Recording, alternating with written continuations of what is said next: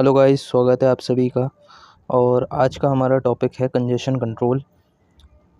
Congestion control में हम सबसे पहले कंजेशन कंट्रोल एल्गोरिथम के बारे में समझते हैं कि कंजेशन कंट्रोल एल्गोरिथम होता क्या है और उसकी वजह से हमें नेटवर्क में क्या प्रॉब्लम आती है और कंजेशन कंट्रोल को कैसे इम्प्लीमेंट किया जाता है और बाकी सारी चीज़ें आज हम इस टॉपिक में पढ़ने वाले हैं। सबसे पहले समझ लेते हैं कंजेशन कंट्रोल एल्गोरिथम क्या होता है। उसके पहले हम ये चीज़ समझेंगे कंजेशन होता क्या है, कंजेशन की सिचुएशन क्या होती है। ठीक है, तो congestion too many packets present in a part of network causes packet delay and loss the degrades performance. So basically congestion की सिचुएशन जब क्रिएट होती है जब हमारे पास टू मैनी पैकेट्स हो जाते हैं नेटवर्क में, और वो पैकेट्स जो होते हैं वो क्या बोलते हैं परफॉर्मेंस को स्लो डाउन कर देते हैं। लेकिन वो पैकेट्स कैसे होते हैं उसको समझने के लिए हमें पूरा एल्गोरिथम समझना पड़ेगा। लेकिन कंजेशन की सिचुएशन क्या होती है उसकी डेफिनेशन मैंने आपको बता दी कि क्या डेफिनेशन है उसकी।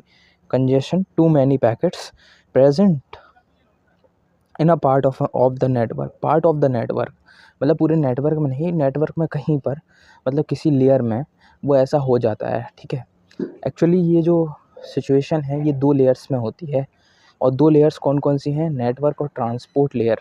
ठीक है, क्वेश्चन आ सकता है कि congestion control applies in which layer, congestion situation occur in which layer.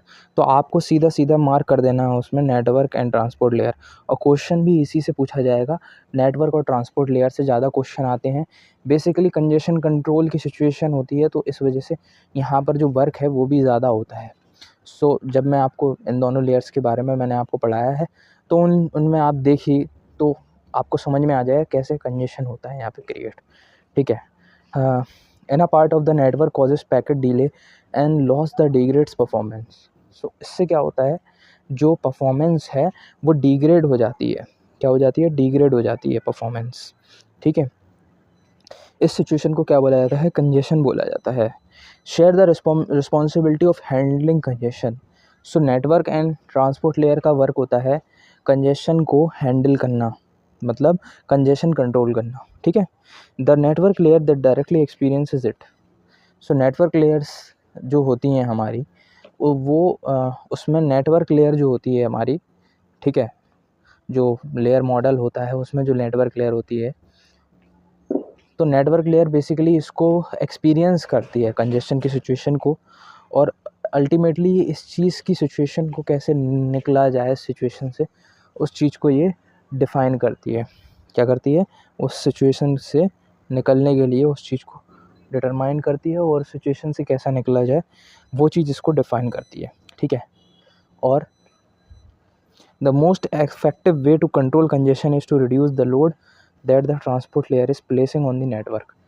और इसमें सबसे इफेक्टिव वे बताया गया है कि कंजेशन कंट्रोल को कैसे रोका जाए। कंजेशन कंट्रोल को रोकने के लिए हमारे पास एक सबसे इफेक्टिव तरीका ये है कि हम लोड कम कर सकते हैं जो ट्रांसपोर्ट लेयर से हमें आ रहा है। मतलब बेसिकली कहने का मतलब ये है कि अगर हम एक डायग्राम बनाएं और उस डायग्राम में ऊपर हम सिर्फ दो लेयर रखें। ठीक है, पहली है हमारी ट्रांसपोर्ट लेयर, ठीक है, ट्रांसपोर्ट लेयर, और नीचे है हमारी नेटवर्क लेयर, नेटवर्क लेयर। ठीक है, इस जगह पर तो नेटवर्क लेयर और ट्रांसपोर्ट लेयर के बीच में क्या चल रहा है, यहाँ पर कम्युनिकेशन चल रहा है नेटवर्क और ट्रांसपोर्ट लेयर के बीच में। और इसी जगह पर क्या हो गया, इसी जगह पर कंजेशन क्रिएट हो गया, कंजेशन की सिचुएशन बन गई। ठीक है, तो जो ट्रांसपोर्ट लेयर है, जो ऊपर से और लेयर्स से जो हमारा जो कम्युनिकेशन आ रहा है उसको स्लो डाउन करना या फिर उसमें एक्सेस लोड को कम करना, ये भी एक अफेक्टिव वे हो सकता है कंजेशन कंट्रोल का। ठीक है, अब हम समझते हैं कंजेशन कोलैप्स की सिचुएशन। कंजेशन कोलैप्स की सिचुएशन क्या होती है, पहले हम डेफिनेशन पढ़ लेते हैं। Congestion collapse in which performance plummets as the offered load increases beyond the capacity. जो ऑफर्ड लोड होता है वो उससे ज़्यादा इंक्रीज़ हो जाए तो हम उस सिचुएशन को बोलते हैं congestion collapse. This can happen because packet can be sufficiently delayed inside the network. Particular network में पैकेट्स पहुंचने थे पर्टिकुलर टाइम में, वो नहीं पहुंच पाए, वो डिले हो गए। तो उस डिले की वजह से जो कोलैप्स होता है उसको कंजेशन कोलैप्स बोलते हैं। And no longer useful when they leave the network, और वो पैकेट्स होते हैं वो अनयूज़फुल हो जाते हैं। अब इसको मैं एक डायग्राम की मदद से या एक ग्राफ की मदद से आपको समझा देता हूँ। इस ग्राफ को आप अपने एग्ज़ाम में भी बना सकते हो, जो थ्योरेटिकल एग्ज़ाम होगा आपका उसमें भी आप इसको बना सकते हो, जब आप कंजेशन कंट्रोल एल्गोरिथम के बारे में लिख रहे हो या फिर आप उसमें जो भी क्वेश्चन पूछा गया है।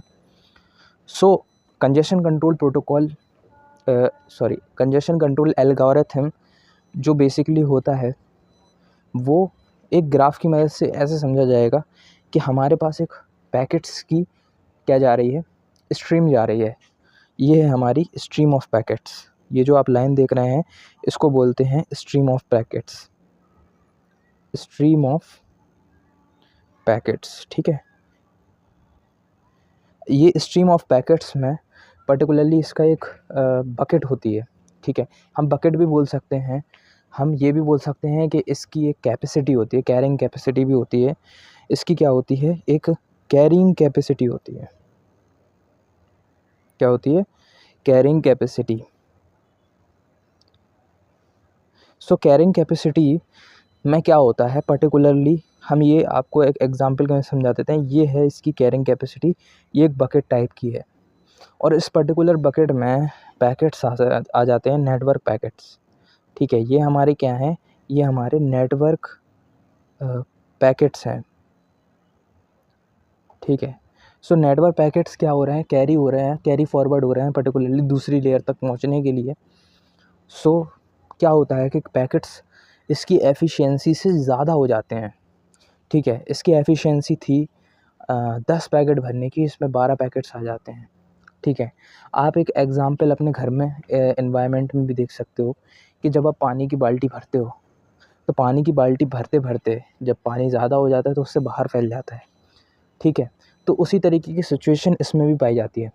लेकिन इसमें क्या होता है, कैरिंग कैपेसिटी से ज़्यादा भी अगर पैकेट्स हो जाएं तब भी नेटवर्क उस वो स्ट्रीम जो होती है वो उसको कैरी करने की क्षमता रखती है। लेकिन उससे क्या होता है, उससे हमारी स्पीड क्या हो जाती है, स्लो हो जाती है नेटवर्क की। अब होता क्या है कि जब ये नेटवर्क हमारा ऐसी सिचुएशन में पहुंचता है जहां पर ट्रैफिक होता है, ये जो आप गोला देख रहे हैं ना, इसको बोलते हैं, इधर पे ऐसी सिचुएशन बन जाती है, इसके पहले इधर पे इसको बोला जाता है ट्रैफिक। ठीक है, ट्रैफिक की एक ऐसी सिचुएशन होती है जहाँ पर वही पैकेट्स बहुत सारे यूज़र्स यूज़ कर रहे हैं फॉर कम्युनिकेशन। ठीक है, अब वो पैकेट्स जब ऐसी सिचुएशन में पहुँचते हैं तो जो पैकेट्स जितने पहुँचने चाहिए थे वो पर्टिकुलरली पैकेट्स नहीं पहुँच पाते। कुछ पैकेट्स क्या हो जाते हैं, वहाँ पर लॉस हो जाते हैं। ठीक है, या फिर हम कह सकते हैं कि वो पैकेट्स क्या हो जाते हैं, वो डीले हो जाते हैं और उस डीले होने के पैकेट्स की वजह से जो बाकी के पैकेट्स हैं वो इस कैपेसिटी ऑफ द नेटवर्क में चले जाते हैं, जो बाकी के जो होते हैं। और जो डिज़ायरेबल रिस्पॉन्स होता है हमारा वो इस तरीके का होता है। जो आप कर्व देख रहे हैं ना, मैं इसको थोड़ा हौच पौच हो गया है, मैं इसको थोड़ा रब कर देता हूँ। जो आप कर्व देख रहे हैं, ये कर्व पर्टिकुलरली ये डिज़ायरेबल रिस्पॉन्स होता है उन पैकेट्स का। और जो पैकेट्स यहाँ पर ड्यू टू कंजेशन लॉस्ट हो जाते हैं तो वो क्या हो जाते हैं, वो नेटवर्क में लॉस्ट हो जाते हैं और उनको वो सिचुएशन होती है हमारी कंजेशन कोलैप्स की situation.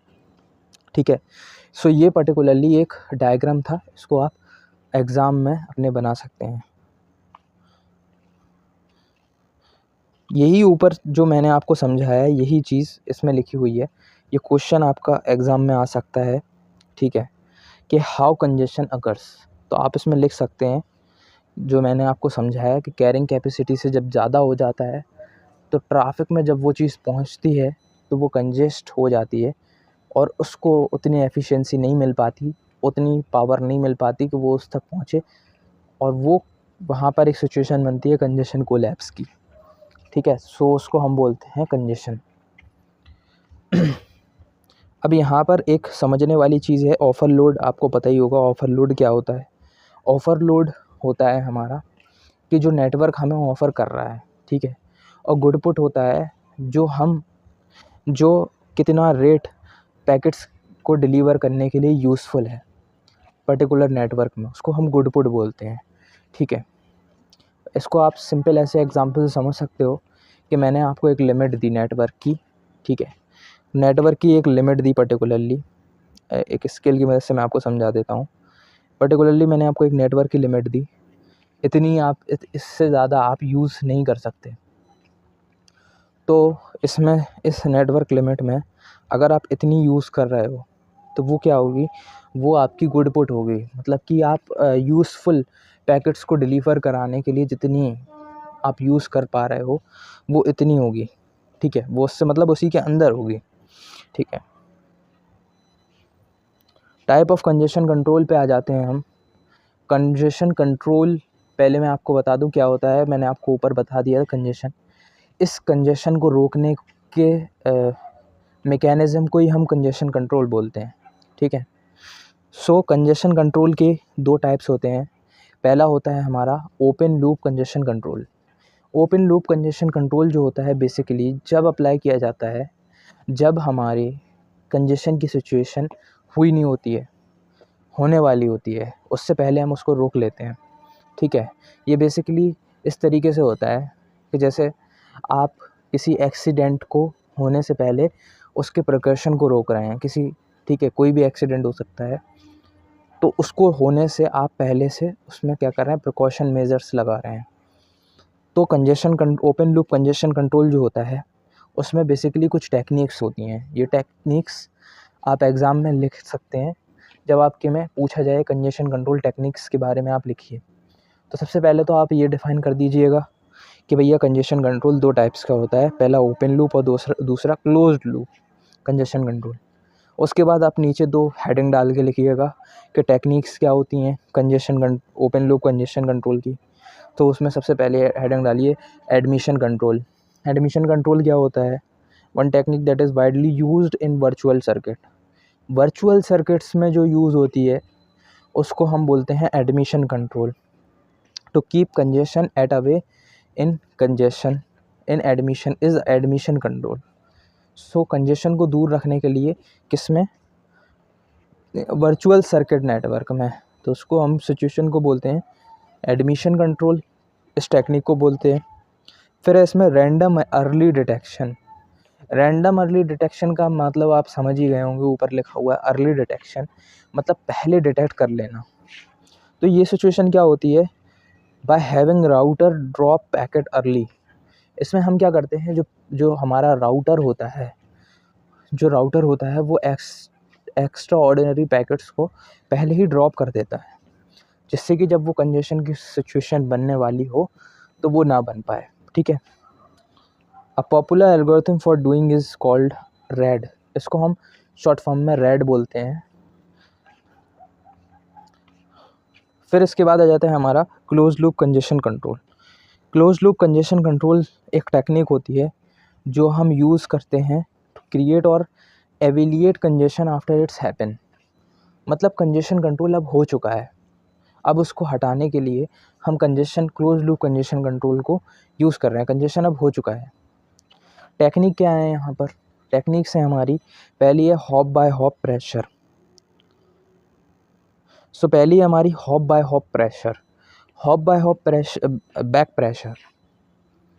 So hop by hop back pressure क्या है, the net effort of this hop by hop scheme is to provide quick relief at the point of congestion. So किसी भी जगह पर कंजेशन हुआ हो तो उस पर क्विक रिलीफ के लिए हम हॉप बाय हॉप की सिचुएशन यूज़ करते हैं। सो क्विक रिलीफ होना है तो इसमें बेसिकली इस सिचुएशन में पैसा भी ज़्यादा लग रहा है। सो ये जो होता है वो प्राइसफुल होता है और उसको एक्सपेंसिव सिचुएशन बोली जाती है, ठीक है। क्वेश्चन ये आ सकता है which technique is expensive for congestion control. उसमें आपको ऑप्शंस दिए होंगे तो आप उसमें हॉप बाय हॉप भी यूज़ कर सकते हो। Hop by hop back pressure, उसमें आप मार्क कर सकते हो जिससे आपको मार्क्स मिल सकें, ठीक है। At the price of using by more buffer stream, in this way congestion can be nipped in the bud without losing any packets. So basically इसमें होता क्या है, मैं आपको एक ग्राफ की मदद से समझा देता हूँ। सो बेसिकली होता ये है कि जैसे फॉर एग्ज़ाम्पल ये ग्राफ है, ठीक है। अब इसमें एक स्ट्रीम जा रही थी, जो पहले हम लोग स्ट्रीम पढ़ रहे थे। अब ये स्ट्रीम कुछ पैकेट्स कैरी कर रही थी अपने साथ, ठीक है, पैकेट्स कैरी कर रही थी ना ये स्ट्रीम। तो जो राउटर होता है वो इस स्ट्रीम को क्या कर देगा, वो इस स्ट्रीम को एक्सटेंड कर देगा कुछ इस तरीके से। सो जो हमारे एक्स्ट्रा ऑर्डिनरी पैकेट्स हैं वो लॉस नहीं हो पाएंगे। वो क्या करेंगे, वो वो जो ये स्ट्रीम जो है ना वो उसको ओवरटेक कर लेगी और ये हमारे जो नेटवर्क तक जहाँ तक पहुँचने थे उस तक पहुँच जाएंगे, ठीक है। तो इस सिचुएशन को हम बोलते हैं hop by hop back pressure. Explicit congestion notification. So basically इसका मतलब, ये नोटिफिकेशन का मतलब है कि हमें ये बता देता है, ठीक है। When the network delivers the packet, the destination can note that there is congestion and inform the sender. So जब congestion की सिचुएशन होती है तो वो सेंडर को इन्फॉर्म कर देता है when it send a reply packet। जब क्या होता है, जब वो रिप्लाई पैकेट भेजता है। मतलब कि एक तरीके से आप ये कह सकते हैं कि एक ऐसा मैकेनिज़्म है कि जब कंजेशन की सिचुएशन होती है और पैकेट्स हमारे डिलीवर नहीं हो पाते और कंजेशन, और जब हमारा जो रिसीवर होता है वो उसको पता चलता है कि हमारे पास पैकेट्स पूरे पहुँचे नहीं, नेटवर्क पैकेट्स जो हैं वो पहले पहुँचे नहीं। तो इस सिचुएशन में क्या होती है, जो सेंडर होता है उसको इन्फॉर्मेशन मिल जाती है, एक नोटिफिकेशन मिल जाता है कि भैया आपके पैकेट्स पूरे पहुँचे नहीं। The sender can then throttle its transmission as before. This design is called ECN, explicit congestion notification, and used in internet, ठीक है। तो ये बेसिकली ये मैकेनिज़्म सिर्फ आपको बताने के लिए होता है, जिससे कि आप उसमें कोई मेज़र निकाल सको, ठीक है। ये सिर्फ टेक्निक जो है यूज़ होती है फॉर डिवाइसिंग कि हो रहा है कि नहीं हो रहा है congestion. Choke packet. So choke packet एक ऐसा मैकेनिज़्म है, the router selects a congested packet and sends a choke packet back to the source host. So basically ये भी एक्सप्लिसिट कंजेशन नोटिफिकेशन जैसा ही कुछ है, लेकिन इसमें क्या होता है कि जो पैकेट्स होते हैं वो चोक पैकेट्स की शक्ल में वापस आ जाते हैं। कहाँ पर वापस आ जाते हैं, होस्ट के पास जो भेज रहा है। Giving its destination found in the packet when the source host gets the choke packet, it is required to reduce the traffic sent to the specified destination। और बेसिकली यूज़ क्यों होते हैं चोक पैकेट्स, चोक packets जो होते हैं वो इसलिए वापस आ जाते हैं कि जो ट्रैफिक वहाँ पे क्रिएट हो रहा है वो कम हो सके। लोड शेडिंग, ठीक है। Load shedding is a fancy way of saying that when routers are being inundated by packet that they cannot handle, they just throw them away। सो क्या होता है कि जैसे हमारे एरिया में लाइट आ रही है, गर्मी का सीज़न है, एक एग्ज़ाम्पल की मैं आपको समझा रहा हूँ कि गर्मी का सीज़न है, समर सीज़न है, और हमारे घर में AC पंखा दोनों चीज़ चल रही है, साथ में कूलर भी चल रहा है बहुत, और सबके घर में चल रहा है, इतनी तेज़ गर्मी पड़ रही है। आप इसी साल के हिसाब से लगा लें कि 50 डिग्री सेल्सियस कहीं कहीं तापमान हो रहा है, और कहीं कहीं कुछ नॉर्दर्न एरियाज़ हैं जहाँ पर 45 डिग्री सेल्सियस तक तापमान जा रहा है, ठीक है। सो कूलर पंखे सब चल रहा है, और ऐसे कूलर पंखे चलते में क्या होता है कि इलेक्ट्रिसिटी के जो ट्रांसफार्मर्स होते हैं उन पर लोड ज़्यादा आ जाता है, जिससे कि उनके फटने का डर होता है, ठीक है, उनके ब्रेक होने का डर होता है, क्योंकि उस पर लोड ज़्यादा आ जाता है तो वो हीट प्रोड्यूस होने लगती है उसमें, ठीक है। सो बेसिकली इस सिचुएशन को रोकने के लिए वो क्या करते हैं, वो लोड शेडिंग करते हैं। मतलब कि वो कहीं की लाइट बंद कर देंगे, किसी एरिया की लाइट बंद कर देंगे, उस एरिया में लाइट नहीं जाएगी तो लोड जो है ना वो कम हो जाएगा, लेकिन वो कुछ समय के लिए करेंगे। ऐसा नहीं कि आपकी पूरी लाइट बंद कर दी और फिर चालू नहीं की, कुछ समय के लिए वो करते हैं और फिर लाइट आ जाती है। उसी तरीके की जो सिचुएशन है वो हमारी इसमें यूज़ होती है कि हम क्या करते हैं कि जो कुछ पैकेट्स हैं उन पैकेट्स को रोक दे, कुछ जो पैकेट्स हैं उनको रोक लेते हैं, उन पैकेट्स को हम बाद में भेजते हैं। बेसिकली ये सिचुएशन जो है हमारी, इस सिचुएशन में हमें थोड़ा स्लो प्रोसेस यूज़ करना पड़ता है पैकेट्स को डिलीवर करने के लिए, लेकिन यहाँ पर कंजेशन रोका जा सकता है, ठीक है। सो लोड शेडिंग की टेक्निक इस तरीके से होती है। ये जो टेक्निक मैंने आपको बताई, इनमें से कोई 2 टेक्निक्स आप एग्ज़ाम में लिख सकते हैं अपने, जिससे कि आपको मार्क्स मिल सके। अगला है हमारा flow control versus congestion control. So flow control और कंजेशन कंट्रोल के ये क्वेश्चन जो है वो बहुत मेन क्वेश्चन है और ये एग्ज़ाम में पूछा जा सकता है, ठीक है। ये आपका एग्ज़ाम में पूछा जा सकता है, इसको आप ये लर्न कर लीजिएगा और मैं आपको इसको पूरा एक्सप्लेन कर देता हूँ कि क्या है। सो बेसिकली फ़्लो कंट्रोल जो है वो भी एक तरीके का कंजेशन कंट्रोल मैकेनिज़्म जैसा ही होता है, लेकिन फ़्लो कंट्रोल बेसिकली एक तरीके का खुद में अपने आप एक नेटवर्क को रोकने वाली चीज़ नहीं है। मैं आपको एक एग्ज़ाम्पल की मदद से समझाता हूँ। जैसे फॉर एग्ज़ाम्पल आपका फ्रेंड स्लो रन करता है और आप फास्ट रन कर रहे हो।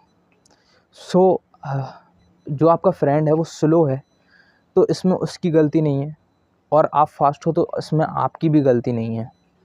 गलती यहाँ पर किसी की भी नहीं हो रही है, लेकिन जो अपनी डेस्टिनेशन तक का जल्दी पहुँच रहा है कौन? आप जल्दी पहुँच रहे हो क्योंकि आप फास्ट हो। सो ये डेस्टिनेशन तक पहुँचने की एफिशिएंसी को डिफ़ाइन कर देता है, जिसको हम बोलते हैं flow control. So flow control in contrast leads to the traffic between a particular sender and a particular receiver. So particular receiver और सेंडर के बीच में जो ट्रैफिक क्रिएट हो रहा है, तो उससे क्या हो रहा है, उससे हमारा फ़्लो कंट्रोल का कॉन्सेप्ट निकल के आ रहा है। Its job is to make sure that a faster sender can not continuously transmit data faster than the receiver is able to absorb it.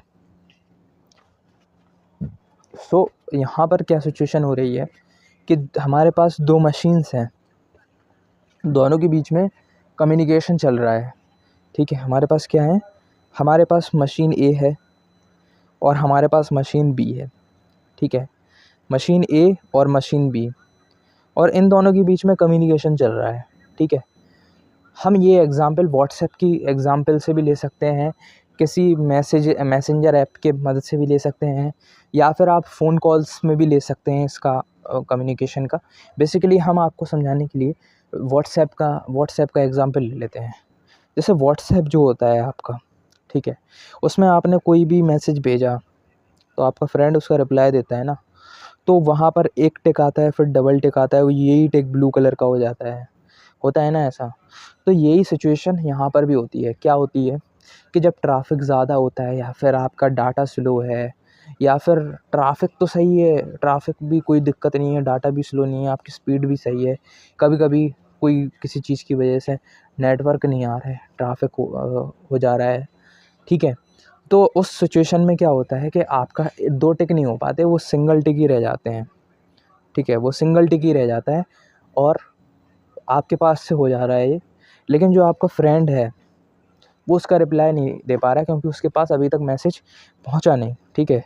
ये आपकी मशीन है, ये आपके फ्रेंड की मशीन है, तो आपके फ्रेंड के पास अभी तक पहुंचा नहीं, क्योंकि आपके फ्रेंड की मशीन जो है ना वो स्लो है, ठीक है। ये हम इस तरीके से कह सकते हैं कि आपका 3 GB की आपकी रैम है और आपके फ्रेंड की 1 GB की रैम है, ठीक है।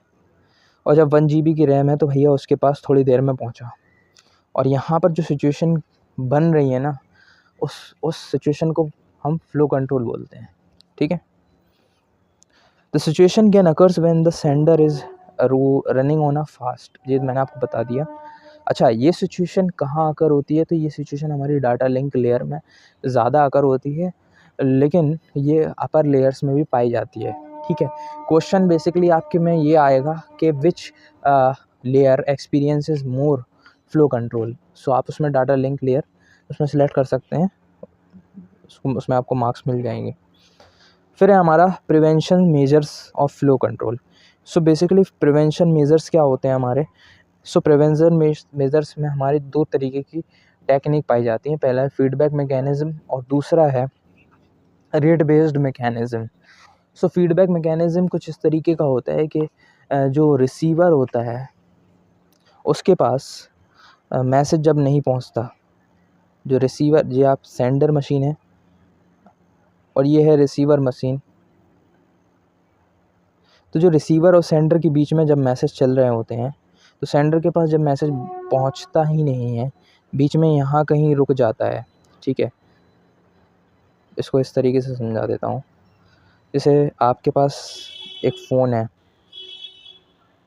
और आपके फ्रेंड के पास एक फ़ोन है, तो ये सेंडर है, कौन आप, और आपका फ्रेंड क्या है, रिसीवर।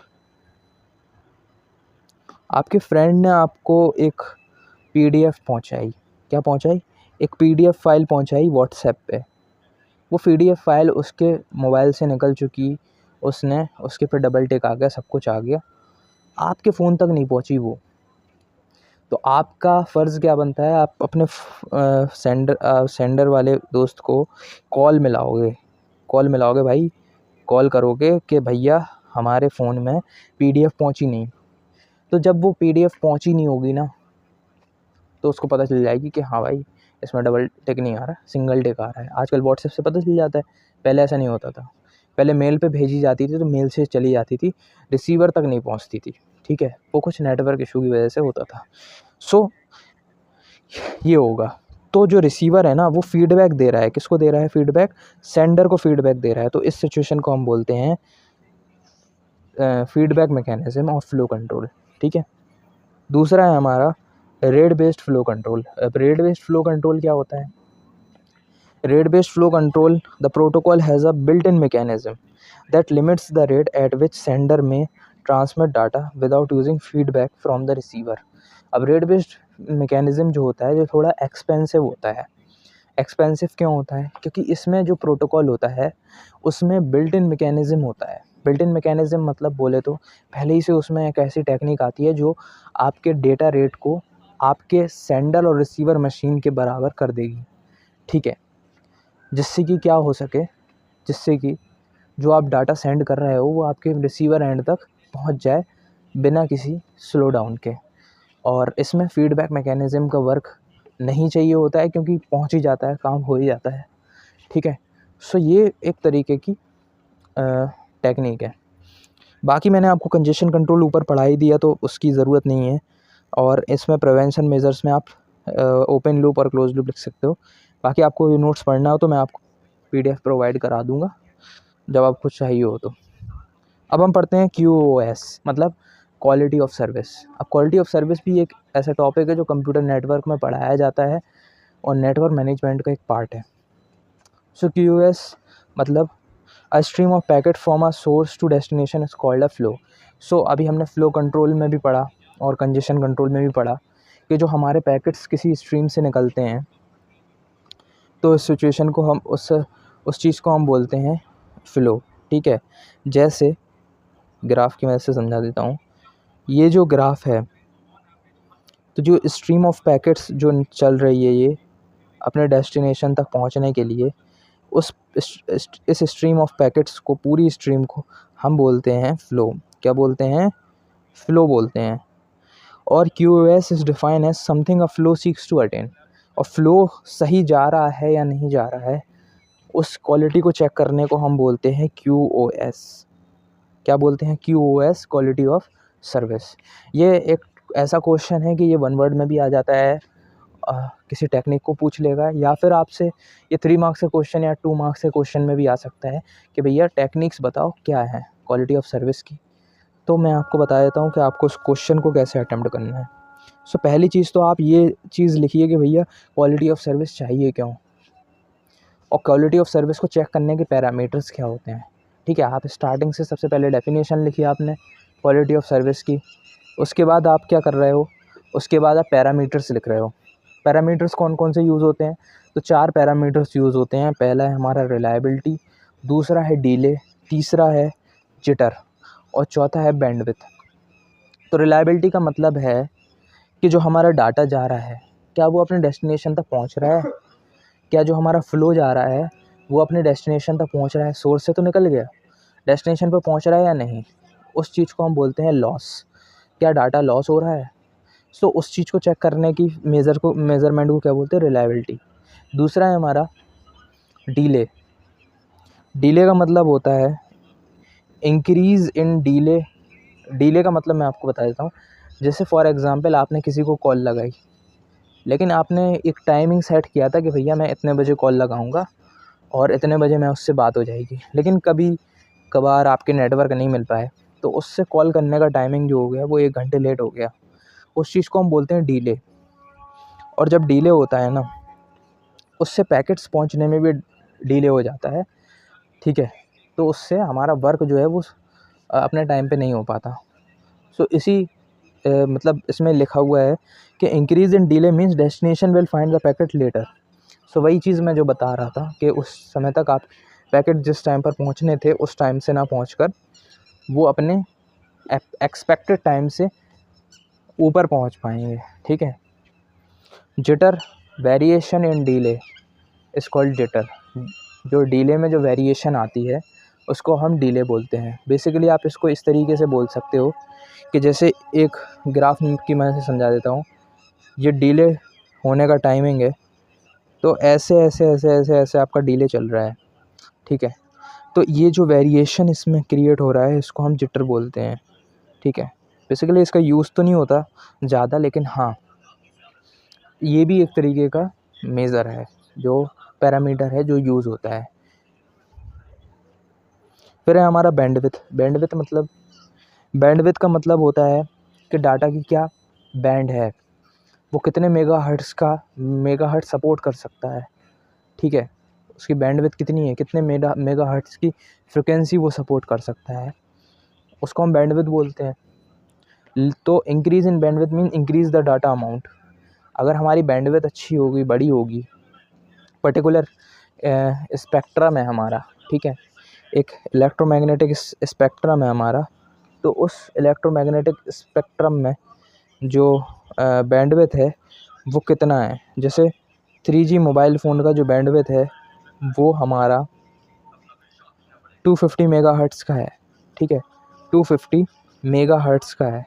तो 250 मेगाहर्ट्ज़ में हम कितनी फ्रिक्वेंसी ले सकते हैं और कितनी फ्रिक्वेंसी दे सकते हैं, उस चीज़ को मेज़र करने के लिए हम क्या करते हैं, बैंडविड्थ को भी एक मेज़र बना लेते हैं क्वालिटी ऑफ सर्विस में। अगर बैंडविड्थ हमारी बड़ी होगी, अगर ये 250 मेगाहर्ट्ज़ हमारी क्या हो जाती है, ये हमारी 450 हो जाती है, 450 मेगाहर्ट्ज़, तो हमारा जो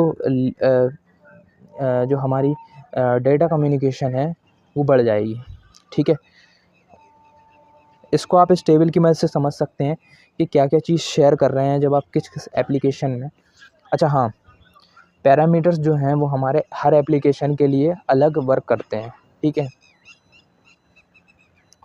4 issues that must be addressed while ensure quality of service. So 4 issue हमेशा देखे जाते हैं। What application need from the network, ठीक है। दूसरा है हमारा how to regulate the traffic that enters the network.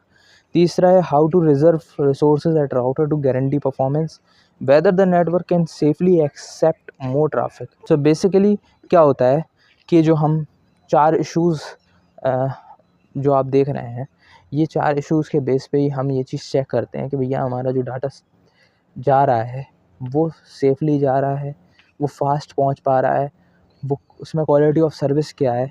वो सारी चीज़ें हम इन 4 पैरामीटर्स के बेसिस पे देखते हैं और ये 4 इश्यूज़ के बेसिस पे हम क्वालिटी ऑफ सर्विस को चेक करते हैं, ठीक है।